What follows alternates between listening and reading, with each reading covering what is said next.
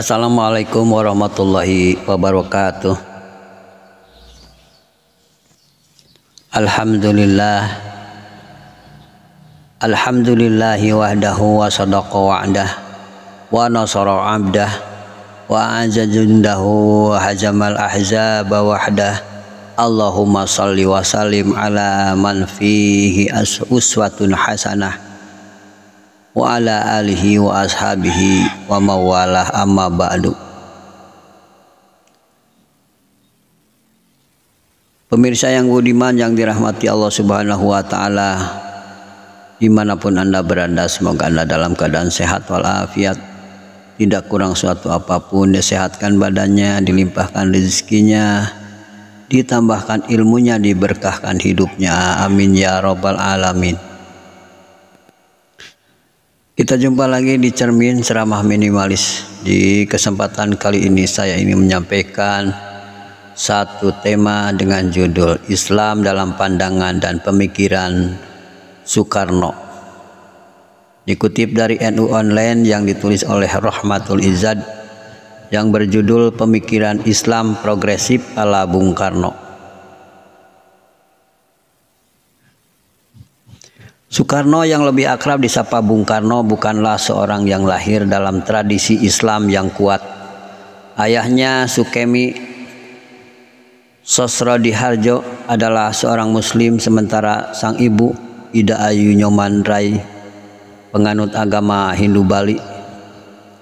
Perjumpaan Bung Karno dengan Islam dalam konteks ajaran yang ketat diawali dengan perkenalannya dengan H.O.S. Cokro Aminoto yang menjadi gurunya saat Soekarno kecil mulai tumbuh sebagai remaja.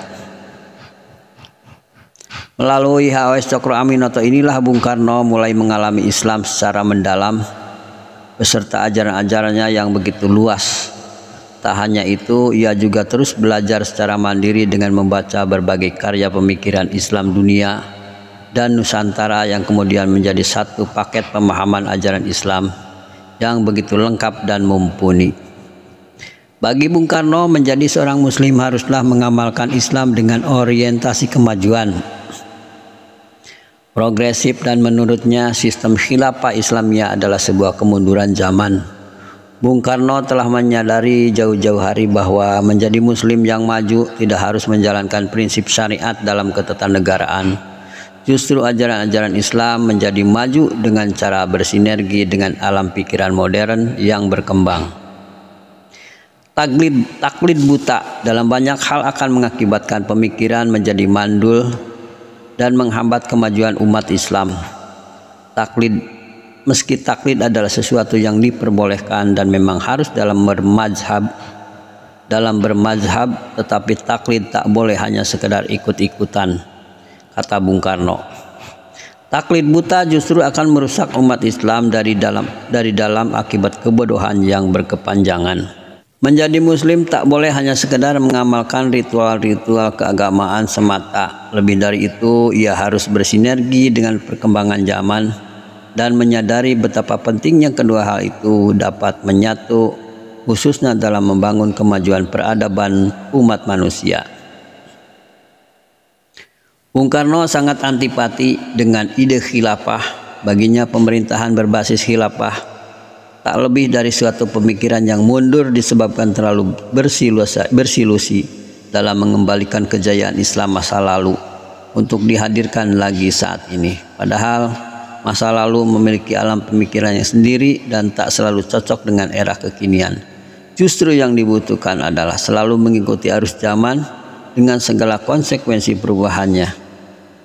Di era modern ini tampak bahwa umat Islam mengalami ketertinggalan yang amat jauh dengan tradisi pemikiran Barat. Sebab itu sudah menjadi kewajiban bagi umat Islam untuk menyongsong ketertinggalannya dalam membangun masa depan yang lebih menjanjikan. Bung Karno pernah berkata, Islam harus berani mengejar zaman, bukan 100 tahun tetapi 1000 tahun Islam ketinggalan zaman. Kalau Islam tidak cukup kemampuannya buat mengejar 1000 tahun itu, niscaya ia akan tetap hina dan mesum. Bukan kembali pada Islam glory yang dulu, bukan kembali pada zaman khalifah, tetapi lari ke muka, lari mengejar zaman, itulah satu-satunya jalan buat menjadi gilang gemilang kembali. Kenapa toh kita selamanya dapat ajaran bahwa harus mengkopi zaman khalifah yang dulu-dulu? Sekarang toh tahun 1936 dan bukan 700 atau 800 atau 900. Itulah sedikit cuplikan dari berbagai cara pandangan Islam ala Bung Karno yang begitu progresif. Sebagai seorang pemimpin revolusioner, Bung Karno memang mampu menjembatani berbagai pemikiran menjadi satu paket kesatuan yang utuh. Ide Marxisme ia gabungkan dengan Islamisme, lalu nasionalisme, dan melahirkan apa yang kita kenal sekarang sebagai ideologi Pancasila. Dalam konteks Islam progresif, Bung Karno memang tidak memiliki pemikiran yang utuh dan sistematis. Tetapi dengan melihat beberapa faktor utama mengapa umat Islam mengalami kemunduran, maka akan sedikit menghantarkan kita kepada pemikiran Islam progresif ala Bung Karno. Faktor itu antara lain: pertama, adanya upaya umat muslim untuk melakukan formalisasi terhadap ajaran Islam, seperti adanya ide membangun khilafah dalam sebuah sistem kenegaraan. Corak umat Islam semacam ini tidak melihat Islam secara substansif, tetapi lebih mengacu dan mengutamakan fikih. Di sisi lain tidak merujuk pada Al-Quran dan Sunnah yang merupakan sumber paling otoritatif dalam sejarah Islam. Bung Karno menilai fikih dan hukum Islam sangatlah penting, tetapi ia bukanlah satu-satunya pondasi ajaran Islam. Banyak umat Islam hanya melihat agamanya sebatas label, bungkus atau atribut semata, bukan melihat isi atau substansinya. Pandangan ini hingga hari ini masih saja berkembang di sebagian kalangan umat Islam. Kedua, adanya kecenderungan taklid buta atau logika ikut-ikutan. Menurut Bung Karno, sikap taklid ini akan menjadi berbahaya jika mematikan kreativitas dan akal budi manusia yang merupakan persyaratan utama bagi manusia dalam melakukan daya cipta. Ini dapat dilihat misalnya kemajuan suatu bangsa, dapat dilihat bagaimana daya pikir ini dapat dimaksimalkan. Taklid buta dalam banyak hal akan mengakibatkan pemikiran menjadi mandul dan menghambat kemajuan umat Islam. Meski taklid adalah sesuatu yang diperbolehkan dan memang harus dalam bermazhab, tetapi taklid tak boleh hanya sekedar ikut-ikutan. Taklid buta justru akan merusak umat Islam dari dalam akibat kebodohan yang berkepanjangan. Ketiga, mengutip dan mempercayai hadis-hadis lemah sebagai rujukan dalam beragama. Menurut Bung Karno, umat Islam harus benar-benar selektif dalam mengambil sumber rujukan hukum Islam. Tak boleh bersikap serampangan dan suka-suka. Sebab banyak hadis-hadis palsu yang bertebaran, maka sudah sepatutnya umat Islam tidak memilah secara cerdas dan mencari rujukan sumber hukum yang otoritatif serta relevan bagi zamannya. Dan juga banyak umat Islam mengalami ketertinggalan. Menurut Bung Karno, disebabkan kurangnya ulama yang mempelajari sejarah. Dengan mempelajari sejarah, pastilah kita dapat memahami kekuatan-kekuatan masyarakat beserta kemajuan dan kemundurannya.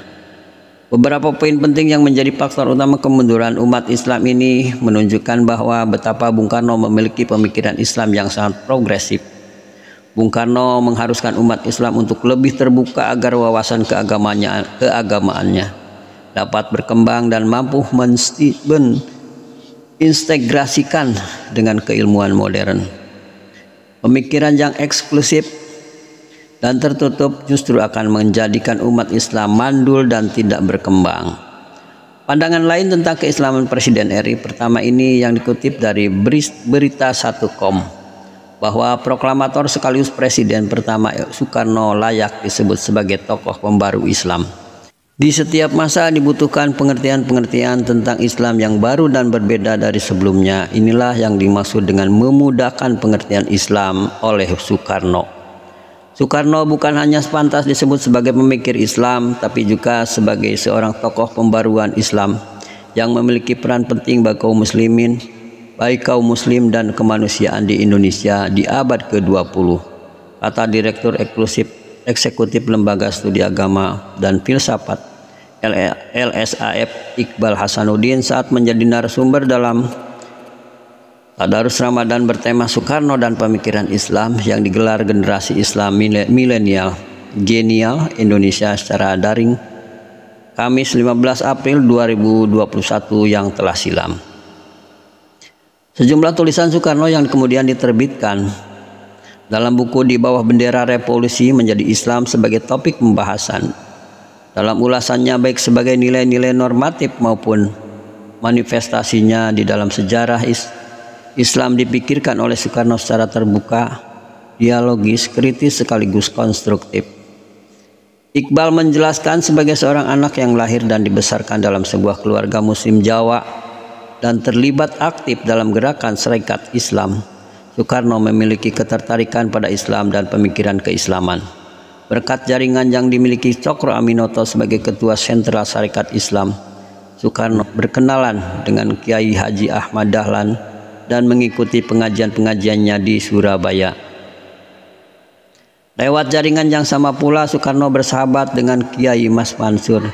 Berkat kedekatan dan kesamaan pandangan dengan tokoh-tokoh penting Muhammadiyah itu pula, Soekarno belakangan memutuskan untuk menjadi anggota Muhammadiyah saat menjalani masa hukuman oleh pemerintah Hindia Belanda di Bengkulu tahun 1938 sampai dengan 1942, kata Iqbal.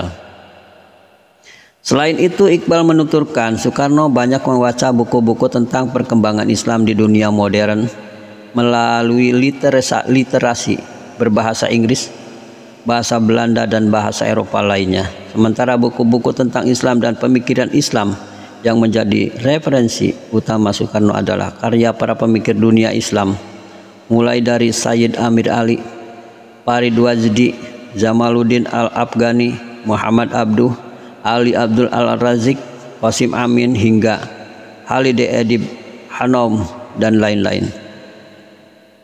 Jelas bahwa Soekarno memiliki minat yang sangat besar pada tema pembaruan modern dalam Islam. Dalam konteks itu, Soekarno membuat beberapa tulisan tentang pemikiran Islam, khususnya yang terkait dengan pembaruan Islam. Diantaranya adalah surat-surat Islam dari ND yang merupakan dokumentasi dari dialog antara Soekarno dan di ND dan Ahmad Hasan dari Persatuan Islam di Bandung, ungkap Iqbal. Iqbal menilai Soekarno merupakan seorang pemikir yang punya perhatian terhadap persoalan pembaruan modern dalam Islam. Apabila dilihat dari segi kualitasnya, tulisan-tulisan Soekarno tentang pemikiran Islam tampak memiliki bobot yang patut untuk diperhitungkan sebagai sebuah model interpretasi untuk aksi. Hal itu terutama terletak pada upaya Soekarno dalam melakukan kontekstualisasi doktrin Islam dalam realitas keindonesiaan dan kemodernan. Sebagai contoh, kita bisa melihat artikel Soekarno berjudul Memudahkan Pengertian Islam. Di dalamnya Soekarno menyampaikan pandangan-pandangan yang sangat asli tentang interpretasi pemahaman keagamaan dalam Islam. Apa yang ditulis oleh Bung Karno itu senada dengan pandangan-pandangan Muhammad Iqbal di Pakistan yang ditulis dalam buku The Reconstruction of Religion Thoughts in Islam, kata Iqbal. Dalam pandangan Soekarno, masih kata Iqbal, Islam itu terdiri dari dua hal, yaitu rohnya dan berbagi manifestasinya dalam sejarah. Soekarno membuat metafora api Islam yang menyebut dimensi rohani yang bersifat universal atau solih likulli zaman wa makan. Namun sebagai manifestasi, Islam terikat oleh ruang dan waktu tertentu. Bagi Bung Karno, katup penghubung antara api Islam yang universal dan manifestasinya dalam ruang dan waktu tertentu adalah pengertian-pengertian kaum muslim tentang Islam. Di setiap waktu dan tempat kaum muslim membuat pengertian-pengertian tertentu terhadap Islam. Universalitas Islam berjumpa dengan partikularitas tatanan masyarakat tertentu. Pengertian-pengertian yang tepat akan membuat Islam memiliki relevansi yang tinggi bagi kaum muslim dan manusia pada umumnya di zaman tersebut, ucap Iqbal. Iqbal menuturkan Soekarno berpandangan karena realitas sosial senantiasa berubah setiap saat. Pengertian-pengertian tentang Islam harus selalu diperbaharui cara Islam dipahami dan dijalankan pada abad ke-7 di Jazirah Arab tentu berbeda dari cara Islam dipahami dan dijalankan pada abad ke-20 di Indonesia. Sementara itu dosen sastra Arab Universitas Pajajaran Unpad yang juga alumnus Timur Tengah, Uus Rustiman, ikut mengonfirmasi pernyataan Iqbal. Misalnya di Mesir ada buku terbitan tahun 1959 berjudul Al-Audah ila Ikhtilaf Sauratina. Buku bersampul wajah Bung Karno itu merupakan kajian atas wacana yang bersumber dari pidato Soekarno dalam peringatan 14 tahun kemerdekaan Republik Indonesia. Bung Karno memang bukan hanya pemimpin dan pemikir bagi Indonesia, melainkan juga bagi negara-negara Timur Tengah. Bayangkan Gamal Abdul Nasser Raja yang disebut sebagai pemimpin dunia Arab menganggap guru pada Bung Karno. Bung Karno sangat berpengaruh bagi kemerdekaan negara-negara Timur Tengah, kata Uus. Itulah pandangan mereka tentang pandangan Soekarno terhadap Islam serta pandangan mereka terhadap keislaman Soekarno. Selanjutnya, bagaimanakah pandangan Anda tentang hal-hal tersebut di atas? Silahkan tulis di kolom komentar. Allahul muwafiqu ila aqwamit thariq. Wassalamualaikum warahmatullahi wabarakatuh.